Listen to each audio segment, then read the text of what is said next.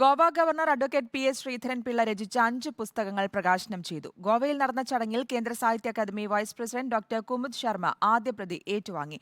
പാരിസ്ഥിതിക പ്രശ്നങ്ങളെ അതിജീവിക്കാൻ പ്രകൃതിയെ അറിഞ്ഞ് ജീവിക്കണമെന്ന് ഗവർണർ പറഞ്ഞു. മണ്ണിനെയും മരങ്ങളെയും അടുത്തറിയുകയും അതിന്റെ പ്രാധാന്യം വരും തലമുറയ്ക്ക് പരിചയപ്പെടുത്തുകയും ചെയ്യുക എന്ന ലക്ഷ്യമാണ് അഡ്വക്കേറ്റ് പി.എസ്. ശ്രീധരൻപിള്ള പുസ്തകത്തിലൂടെ നിർവഹിക്കുന്നത്. 5 പുസ്തകങ്ങളാണ് കഴിഞ്ഞ ദിവസം രാജ്ഭവൻ ദർബാർ ഹാളിൽ നടന്ന ചടങ്ങിൽ പ്രകാശിപ്പിച്ചത്.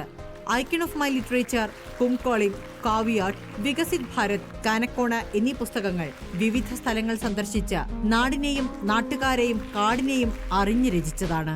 These 4 or 5 books together edited by the government, and either government can publish it as a book and or we will entrust it to some international level publisher. ഗോവയിലുടനീളം സഞ്ചരിച്ച നേരത്തെയും ഗവർണർ പുസ്തകം രചിച്ചിരുന്നു. സമ്പൂർണ്ണ ഗോവൻ യാത്രയുടെ തുടർച്ചയായാണ് ഇപ്പോൾ പുറത്തിറങ്ങിയ പുസ്തകങ്ങൾ. Kendra Sahitya Akademi vice president doctor Kumud ശർമ്മയാണ് പുസ്തകം പ്രകാശനം ചെയ്തത്. തുടർന്ന് ദേശീയ biodiversity chairman C Achalender Reddy, K Marar, artist Madanan, doctor A Sindhu, Payipra Radhakrishnan എന്നിവരും പുസ്തകങ്ങൾ ഏറ്റുവാങ്ങി. ചടങ്ങിൽ ഗോവ സർവകലാശാല vice chancellor professor Harilal B Menon, Raj Bhavan secretary M Rao, special officer Mihir Vardhan, ഗവർണറുടെ principal private secretary T H. Valsaraj എന്നിവർ പങ്കെടുത്തു.